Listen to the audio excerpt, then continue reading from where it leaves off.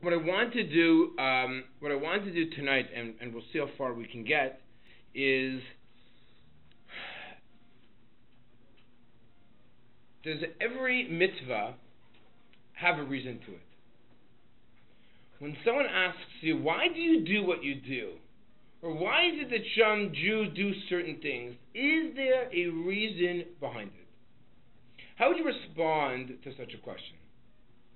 Would you respond in the affirmative? Would you respond in the negative? What's your gut reaction? Is there a reason behind it? Tina? I would say yes, but not necessarily like apparent reason that we can explain. But okay. An overall overarching reason. An overarching reason. Okay, good, great. You want to give an example of maybe thinking about? So, like for example, like I think Lashon Hara, which is like the laws of like proper speech, if you don't want to like speak bad right. people or gossip, like that's a very obvious human benefit to that and like relationship benefit. But something like kashrut, there really isn't, but because it comes from the same God that you trust, similar, like I've heard the analogy where like if a parent takes you to the doctor for a shot, the shot hurts, and you're like, why am I doing this? I don't get it. So you do it because it's your mom that like feeds you and diapers you and you trust her. Right. Yeah. Okay, good. Okay, great. Wonderful. So, remember last week at the end, I threw out a bunch of different theories. Maybe we're just going to go back to that for a minute, if that's okay. So, if someone were to ask you why you wear a seatbelt, how would you respond? Why do you wear a seatbelt? It keeps you safe. So elaborate on that. Studies have shown that people who wear seatbelts and the likelihood of a head-on collision are much less likely to be injured.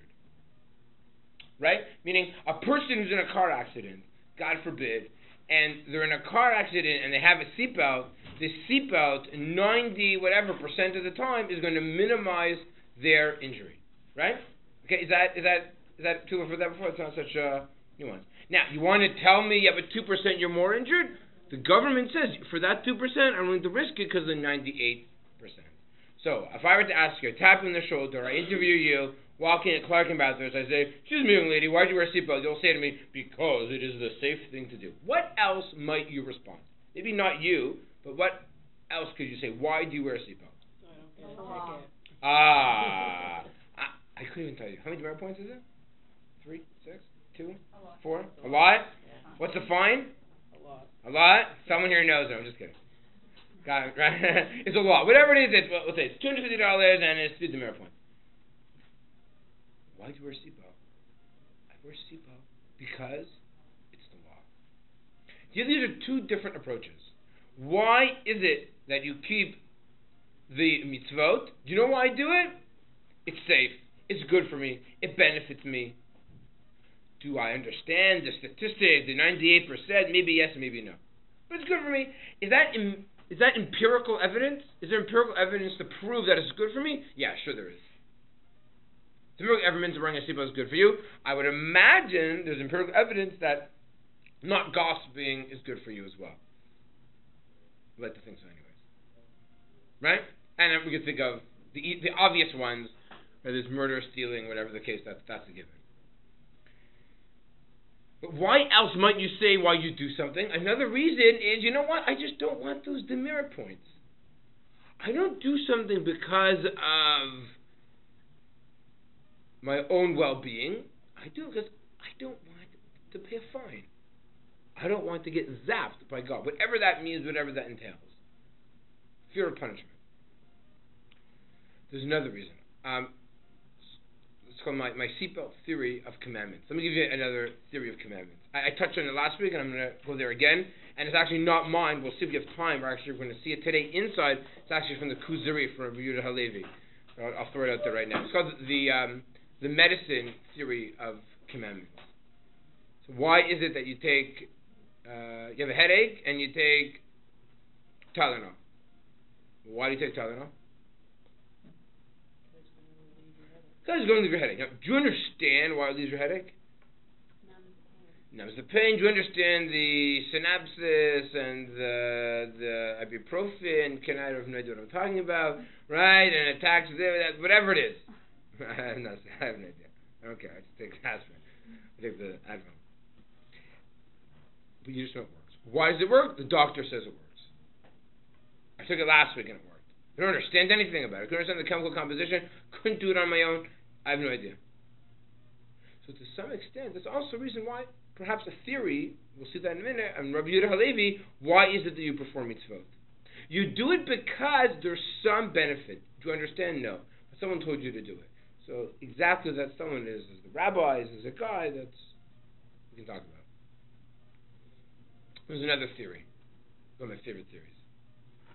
Anybody here know, what's a beret in the army? It's a hat. So in the Israeli army, anybody know what a red beret, what division? Tzadchanim, right, paratroopers. Anybody know what a brown beret is? It's Golani. Black is Shiryon, tanks, infantry, and so on and so forth. And purple is Givati. Okay, so on, whatever, it doesn't matter.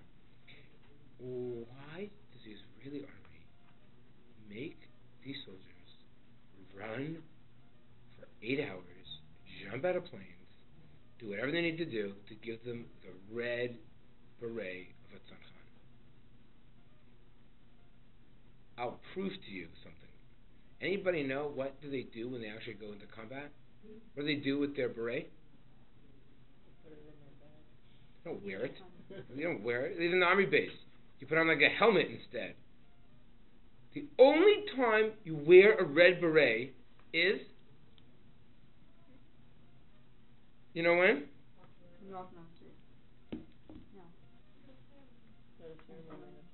When? A ceremony. We like in public. Nothing important. Why do they do it? Why do you make people, this is our masa, this is our, what we're going to do just to get a red beret that has no military function or purpose whatsoever. So why do they do it? Another example that you all could relate to. The classic graduation cap. Right? I don't know the graduation comes in high school. I know the university. I don't know any of my graduations. I have no idea. But you know, like the images of like they graduate and they throw them in the air, like everyone's like it's like the snapshot, right? Of like, you graduated. Like the hat's like halfway in the air. It's like a right? Congratulations, grads. Right? So, what's the function of the hat? Represents status. Yeah. It represents all the hard work that they put into it and all the effort they put into it. Okay, represents hard work. It's interesting, by the way, because do you get your beret? It might not apply so much for graduation now. Do you get your beret at the end of your military service? Anybody know? It depends on which division you're in, but approximately. Anybody know when you get it? There's one exception. But most units give out your beret once you finish your basic training. 2 months, 3 months, 6 months, 9 months, but it's and then you can still service in the army for another period of time. So you give it to mark that you've accomplished something. But I believe there's another function to a beret. What do you think it feels like when you have 250 people who are wearing the exact same beret as you? Sense of unity, camaraderie, part of the same team, part of the same club. We've all gone through certain exercises together. We've gone through certain shared experiences, shared culture experiences, shared living experiences. This is what we do. This. We've gone through this as a team. And maybe I didn't go through with you, but I did with your brother. And my father did this 30 years ago. You know, engineers, I think it only exists at U of T, someone once told me. When you graduate engineering from U of T, what do they give you? A ring. Yeah? You need a special ring. Oh, it's not just U of T? It's all over the world? Yeah. Really? Apparently, the iron ring is because apparently there was some bridge that collapsed or something, and it's supposed to be this reminder of their responsibility. Something. The original rings were So I actually heard that was a facade. That's like that's what people want to say to make engineers feel good. Oh, I don't know about an engineer. But they don't care about responsibility in engineering. No, I'm just kidding. I don't know. Yeah, I don't know. I like to think that. I heard that once too, and then I'm not so sure. But anyway, it doesn't really matter. That's the truth. What was that? Engineering. When you graduate, it's like you're only allowed into the room if you have a ring or you're about to get a ring. So no foreigners allowed. In the special ring ceremony of engineers. When they give it to you, it has to be, it's like a culture, like a strange culture. I think all engineers have a certain culture to it, and especially U of T, there's such a culture towards engineers. It explains why there's it tends to, sometimes you'll find in disproportionate amounts, Orthodox Jewish males in engineering. Maybe it says something like that, a program or something, I don't know. But whatever. So there's this whole idea of we're part of a team. It doesn't have any function whatsoever. There is nothing practical about wearing a red beret. Because you throw it away, you take it off when you're actually in combat. It gives you absolutely no physical protection. It's a little flimsy hat. But you know what? We have it anyways. Why? So it's a part of the team. We're going to see there are those who want to argue that there's something important about the mitzvot that show just you're part of a team. There might not even be any inherent value per se. That's called the beret theory of commandments. Right? Beret medicine, seatbelt. Alright, with that as introduction, I want to go through some sources with you. What I managed to put together, I have pretty close to parallel Hebrew and English sources. Sometimes in the English I managed to cut a little bit because it wasn't as necessary. And in the Hebrew I wasn't able to kind of piece through exactly what I wanted. So for example, on page 1, that's the source number 1, that's the Rambam and More Nevuchim. And then I tried to box in all the parallel sources. Okay? Let's take a look now at something inside. Here we go. By show of hands. Hebrew, English. English? Should we go with English? Okay, fine. We'll go with English.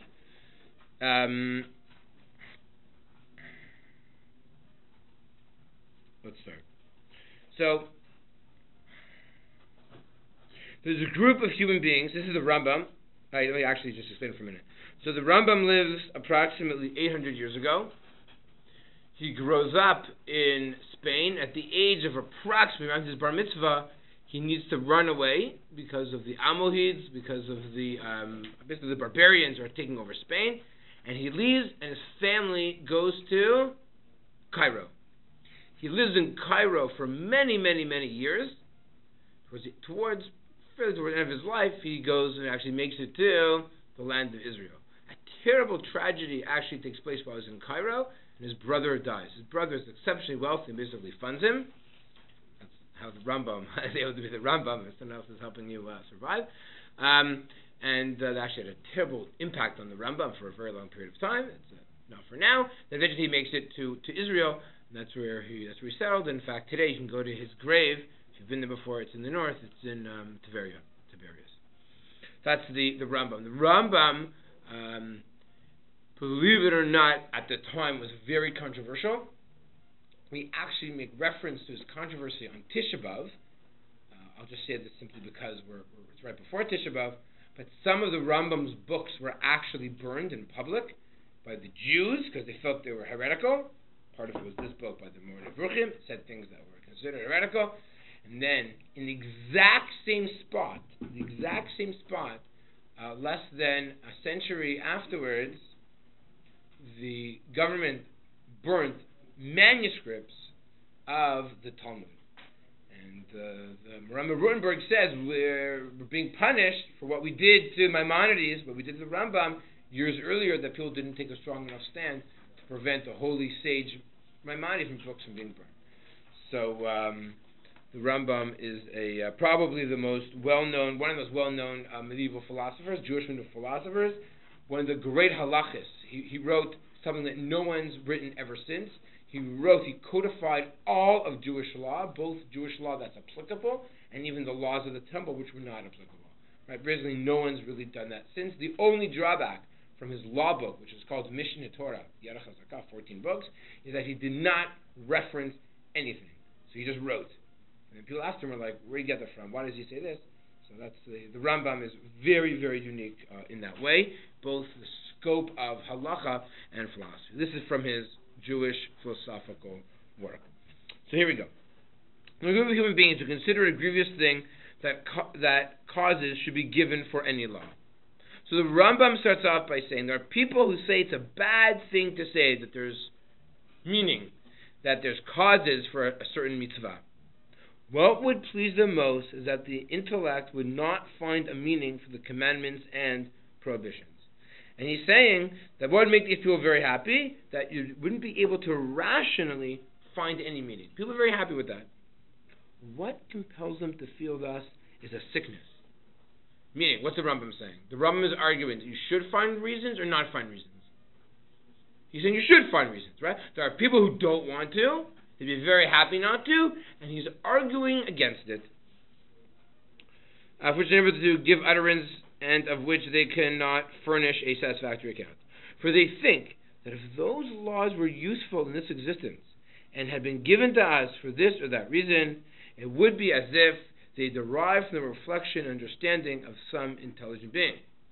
If, however, there is a thing for which the intellect could not find any meaning at all, that does not lead to something useful, it undoubtedly derives from God. For reflection of man would not lead to such a thing. It is as if, I'll explain this in a second, according to these people of weak intellects, man were more perfect than his maker. For man speaks and acts in a manner that leads to some intended end, whereas the deity does not act thus, but commands us to do things that are not useful to us, and forbids us to do things that are not harmful to us. So the Rambam is arguing against people who think that we can't come up with reasons for mitzvot. That God didn't have reasons for commandments when he gave them. And therefore, he says, but he is far exalted above. Contrary is the case. On the base dictum, for our good always, that he might preserve us alive as is this day, as it says, which shall hear all these statutes, chukim, and say, surely this great community is a wise and understanding people. Thus, it explicitly states that even the statutes, underline the sentence, if you like, and I want to talk about this for a second, the chukim will show to all the nations that they've been given with wisdom and understanding. I can just explain this context. So here, the Maimonides, the Rambam is actually quoting a pasuk from Sefer Dvarim, and he says that what are the nations of the world going to say? So I wonder if you want, I'm going to read the Hebrew. The nations of the world would say, Rak Am Chacham V'Navon Hagoy Hagadol Hazeh. That the nations of the world will look at the statutes, at the Chukim of the Jewish people, and say, wow, nation, the Jewish nation, they are so wise, they're so clever, and how they perform the commandments. So Maimonides says, the Rambam writes, if the Torah says that the nations of the world will one day point to Jewish people and say, wow, I'm blown away by what they do, it must mean that there's some rational basis for what they are doing. Right? Because otherwise, they're not going to be blown away. If the Jewish people are walking around on their tiptoes, and that has no meaning or purpose, no one's going to say, wow, look how wise they are. They're going to say, that's silly and ridiculous. So instead, Maimonides says, the very fact that nations of the world are going to say, wow, they're so smart and so wise, it must be that the nations of the world, almost outsiders, so to speak, will look at the insiders, the Jewish people, and say, wow, look at that. That is going to be one of his arguments. Now, let's continue, back to the English. Now, if there's a thing for which no reason is known, and that does not either produce something useful, so kashrut's a great example, right? Let's say for argument's sake, right? Milk and meat, right? Why can't you mix them? What's wrong with the pig? What's wrong with whatever it may be? It doesn't produce anything useful. I really would like to have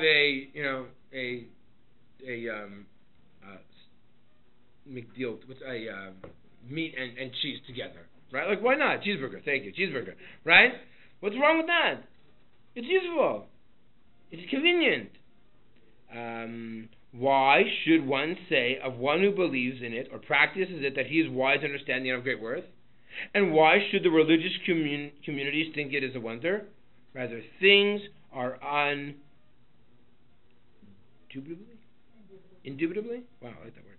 As we have mentioned, every commandment, here we go, from among the 630 commandments exists either with a view to communicating a correct opinion, or to putting an end to an unhealthy opinion, or to communicating a rule of justice, or to warding off an injustice, or to endowing men with noble moral quality, or to warning them against an evil moral quality. For Maimonides, it is crystal clear. There's a rational reason behind every single commandment.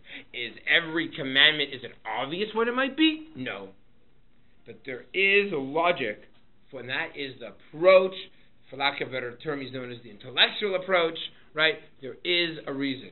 You wear a seatbelt, it is going to save your life. Medicine is going to help you. One is easier to understand, one might be more complicated to understand, but there's a reason behind those laws. So too argues the Rambam, that every mitzvah has a reason. It might be to improve your ethical moral nature. It might be to uproot a negative trait. It might be to uproot a negative essence of what you're behaving and doing. But there's a rational reason for it. And by the way, what about if you don't have the negative traits? Doesn't matter. You're part of the people. And this is maybe something which is either prevailing or... Questions? Comments? Good, let's move on. To the basement. Yeah. In that last part that you just said, does that mean that some commandments are not necessarily useful for all? So you might be doing something... I'll give you an example. So this is a well-known opinion of Maimonides. Maimonides says that one of the reasons why we have there's such an emphasis lo tevashog di b'chalev imo. Why is it that you're not allowed to cook a kid in its mother's milk? Says the Rambam. Do you know why? Because it was a pagan custom to cook when they would do some type of pagan ritual. That is what they would do. So that is an anti-pagan commandment. I haven't seen a pagan in a long time. I'm not a pagan. Doesn't matter. I mean, so it's what about things that teach you about go to the other extreme? I'm going to give you something that's going to teach you about generosity, right? Commandment teach you generosity. I'm already generous. I don't need another commandment to be generous. I need a commandment to make me more patient. And let's say for argument's sake there isn't any, but okay, it's not there. So you're right. Not every commandment necessarily will be something that you need. Doesn't matter. That's where you're part of the people. The average person does. I mean, that's any time you're going to have a system of law, there are certain things that are more applicable to certain people and less applicable to others. Give another obvious example.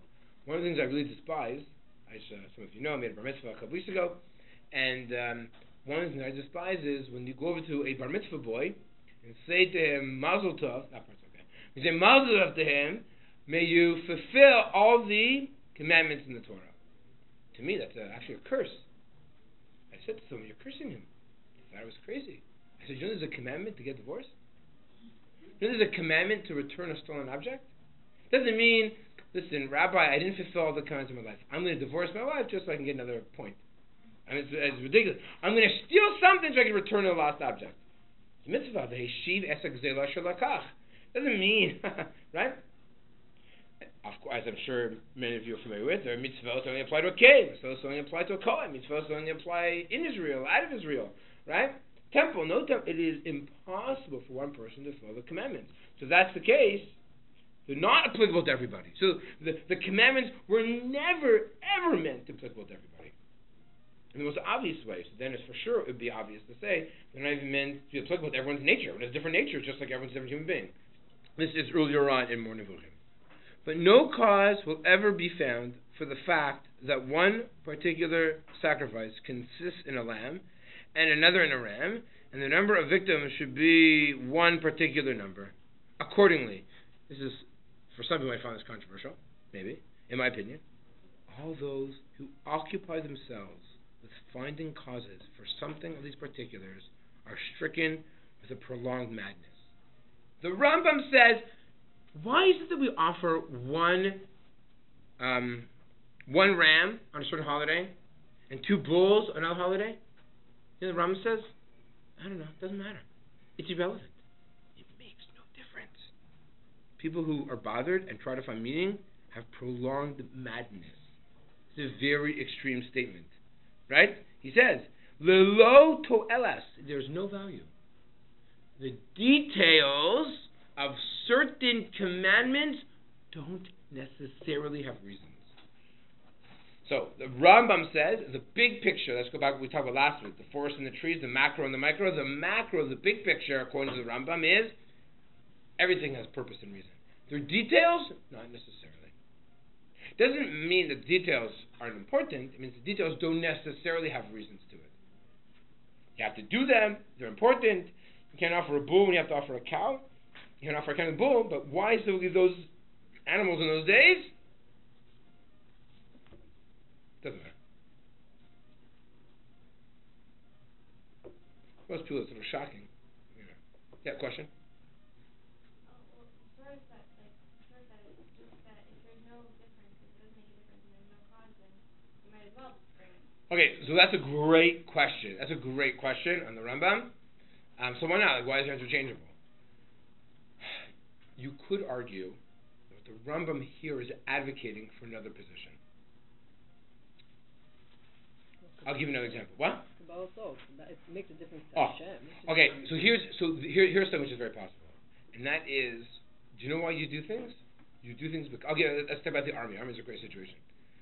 Does it really matter in the army if your bed is made and you're able to bounce a coin off of it? You know what I'm talking about? Right? I mean, I made that up. I don't know if it's really true, but they say it. Right? Does it really matter? So the answer is, on some level, if that is what the commander demands, that is what you do. If the commander says, shoot the enemy when they're 10 feet in front of you, or if the commander says, make sure your bed is done properly, violation of what the commander says is a violation. Right? If there's a king and the king says, hop on your left foot, and you hop on your right foot, I'll kill you. It's treason. Treason is treason, no? Right? So it could be that for the Rambam, there's this notion of submission. That there's a tremendous value, and sometimes not. I mean, what's the reason? There's a reason. The reason isn't the significance of a ram. So others want to argue there's significance of the ram on that day at that time. No, it could be, and this was how many of the commentators in the Rambam explain. Here, the Rambam is advocating for a very important position, and that's the position of submission. That there's value in saying, I do things because the king told me to do them. What's the reason? The king told me to do it. Is it good for me? Might not be good for me. Will it help my moral character? Might not help my moral character. I do it because I do it. Does it show that we're part of the same team? Maybe. But primarily it is because it anchors a person in their behavior. It anchors a person in not thinking that you're the boss. It reminds you, there's a boss out there, and it's not you. No matter how powerful and how wealthy or how strong or how mighty you might be, there is a real boss out there. Okay? That's the approach of the Rambam. Let me see, there's other approaches. Okay, let's go to the Maharal. The Maharal, who's going to argue on the Rambam. It's source number 3. It's in his book called Tiferes Yisrael. Let's take a look at the Maharal. Let me explain who the Maharal was. Anybody know? Who's the Maharal?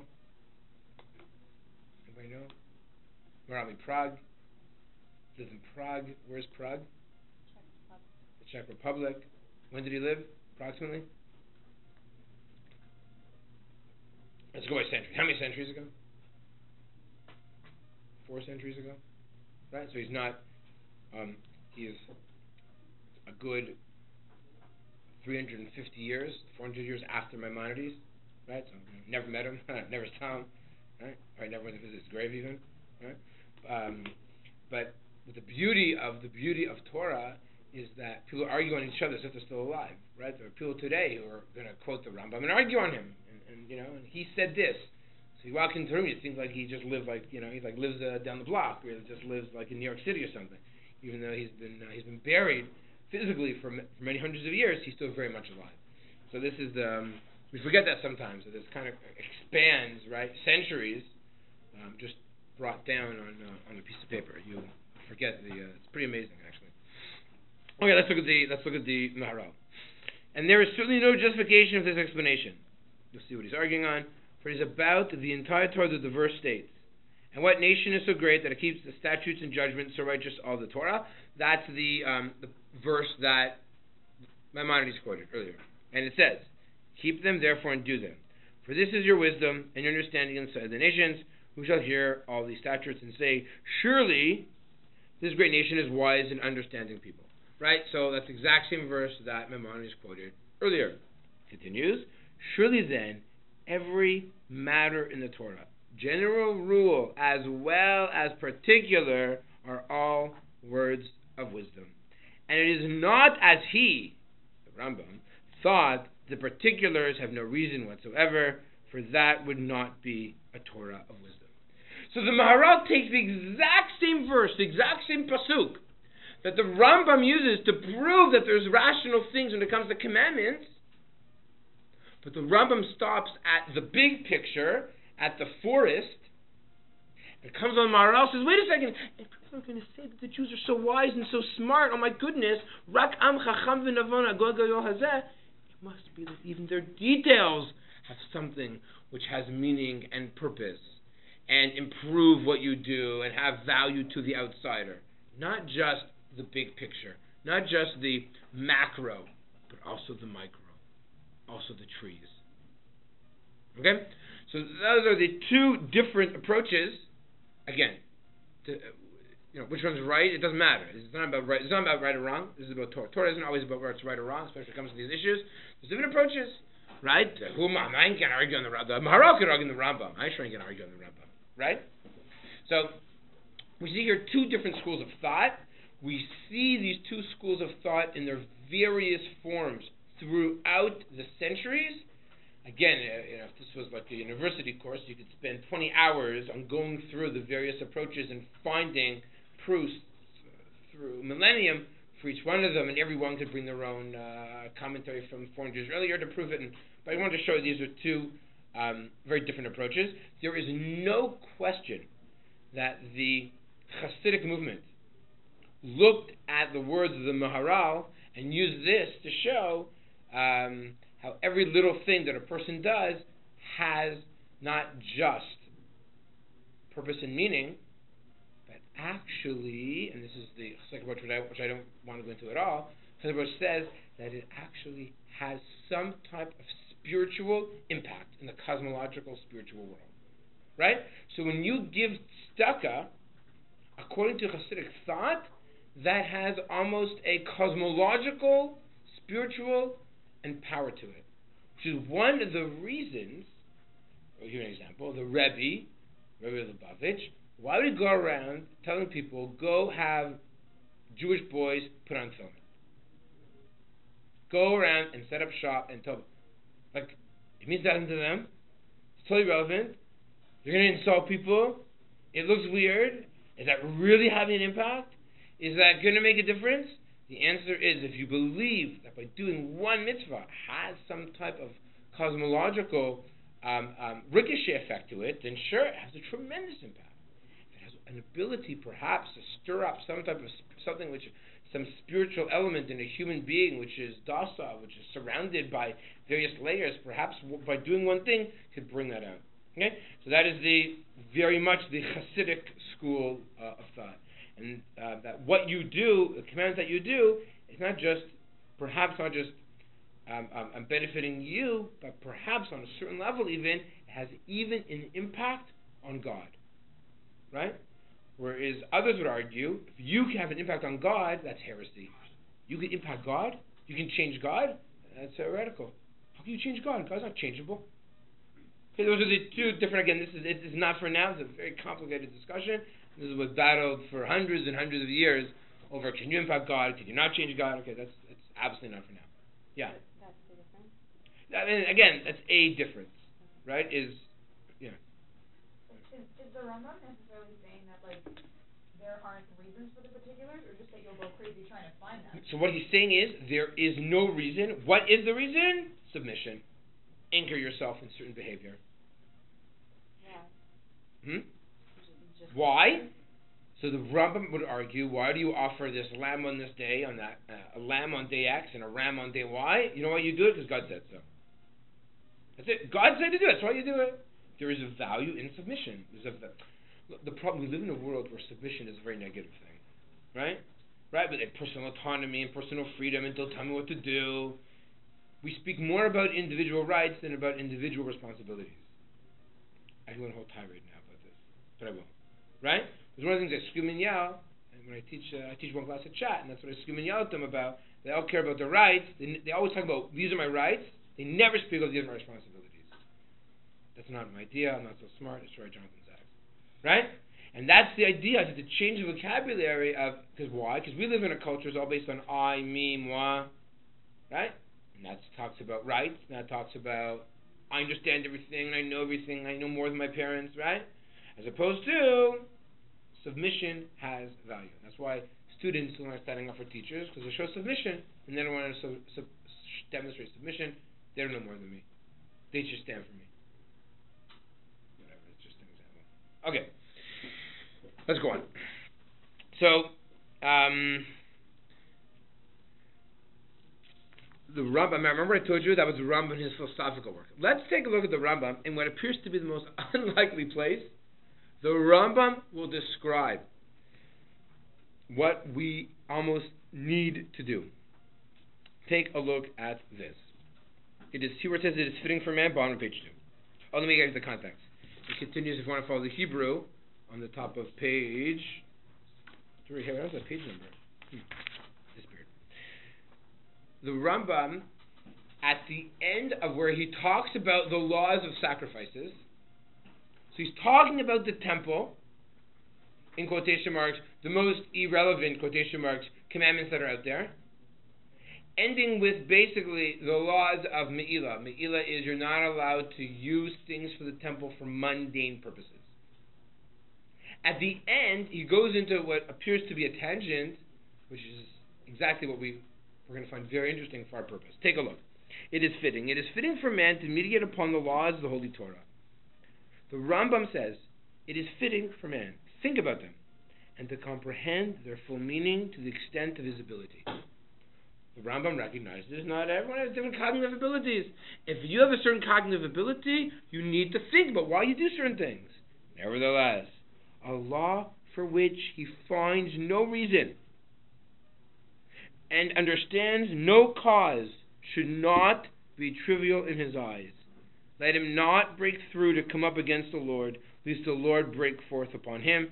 It's actually a quote by Matan Torah, by the receiving of the Torah. How that fits in, not for now. Nor should his thoughts... So again, the Rambam says, you need to be able to find reasons for every mitzvah. And don't say, can't find the reason. You know what that means? That this mitzvah is irrelevant and insignificant. Nor should his thoughts concerning these things be like his thoughts concerning profane manners. How can it be that a person puts the same amount of time into chemistry, into biology, as they do to Torah? The Rambam says, if you want to understand the commandments, you want to understand Judaism and appreciate Judaism, you got to put time and effort into things. He says right here, right? Nor should his thoughts concerning these things be like his thoughts concerning profane matters. You need to put time and effort, invest, like you guys are doing tonight at 8:30 p.m. You're investing time. Now, is this your most beneficial time, coming to hear me just talk? I don't know. That you have to make that decision. Right? Come and consider how strict the Torah was in the laws of trespass.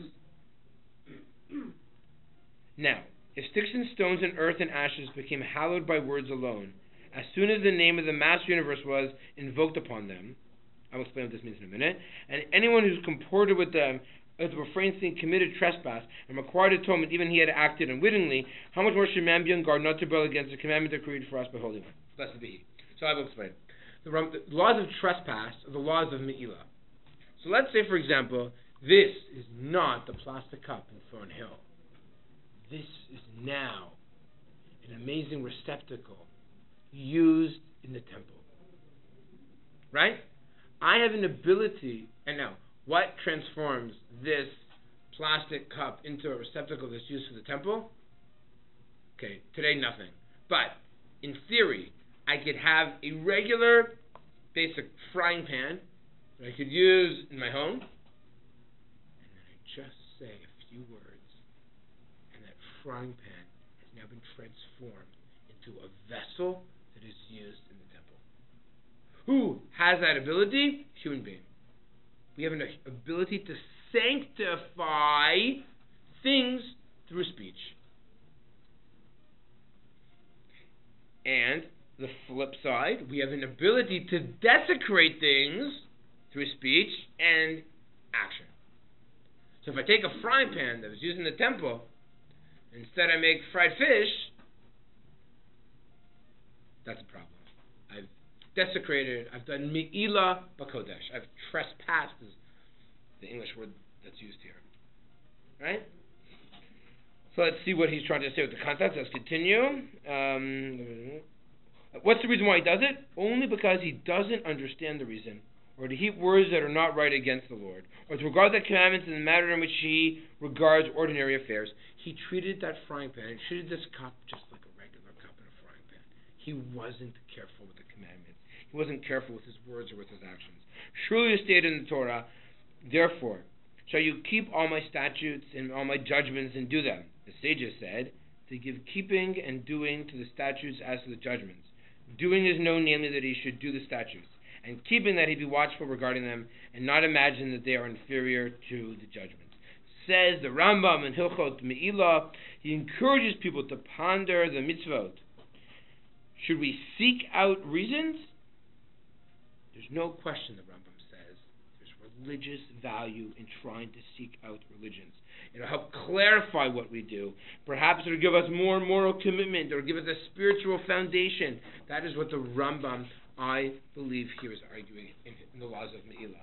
That if you need, when you use these objects, you have to be cognizant of what you are doing and why you are doing them. You need to know these things. Okay. Let's look now at the flip side. The flip side is the Kuzari. I got to explain a little bit about this book. There's a gentleman, a rabbi, by the name of Rabbi Yehuda Halevi. Rabbi Yehuda Halevi lived, actually, not so far away from the Rambam. Rambam is a little bit older. Rabbi Yehuda Halevi lives most of his life in Spain, right? Northern Spain. Right? You know what happens to Spain in the Middle Ages? There's always fights in Christians and Muslims. Christians at the top, Muslims at the bottom, and the line always goes up and down depending on various wars. And guess what? Jews always lose. It doesn't matter the Jews. Wherever the Jews live is on the wrong team, and if they get captured, then they were charged with being treason because they were on. Well, it doesn't matter. Eventually, at the end of his life, Rabbi Halevi makes it to Israel. Amazing. Guess what? The famous song Zion, Zion, Zion, Allah, that is written by Rabbi Yehuda Halevi. We unfortunately do not sing those words. We lament the words. On Tisha B'Av, on Tuesday morning, we read a lot of what he wrote, because he wrote in beautiful language, very difficult poetry, of the beauty of Zion, of Yerushalayim, and he's writing about it while he's in Spain, and he also writes about it eventually, and he returns back, when he returns back, he returns to the land of Israel, and he makes the moves land of Israel. He was a tremendous love. He writes about it in many, many different places, and, while I'm explaining to you all this, he created a situation where that there was a non-Jewish king who basically has a dream, and a reoccurring dream, over and over again, that he has to change his ways and find the proper religion. So he approaches a leader in the Christian community, in the Islamic community, and a philosopher. He has a discussion with them, and he rejects all of what they have to say, and eventually he goes to the Nebuch, the poor Jew, and says, all right, no one's giving me an answer, I'll go. He's not happy about it, but he has no choice. He goes to the Jew, and then there's a massive book and a discussion. This is a book written by Rabbi Yehuda Halevi. This argument among historians if it happened or not, but it doesn't really matter if it happened or not. It's the arguments of the chaver, arguments that the rabbi has with his king of the beauty and the truth of Judaism. Very, very important book. It probably was written in many ways to combat Maimonides. Take a look at this. Source number 5. Says the Kuzari. So it gets a Kuzari, but it's really Rabbi Yehuda Halevi. I do not by any means assert that the purpose of the service in the order expounded by me. On the contrary, it entails something more secret and elevated. And I say that it is God's Torah. He who innocently accepts it without scrutiny or argument is better off than he who investigates and analyzes. The exact opposite of the Rambam. Says Rabbi Yehuda Halevi in the book the Kuzari, do not look for reasons. Accept them. Innocently accept them. It is better to innocently accept them than it is to investigate.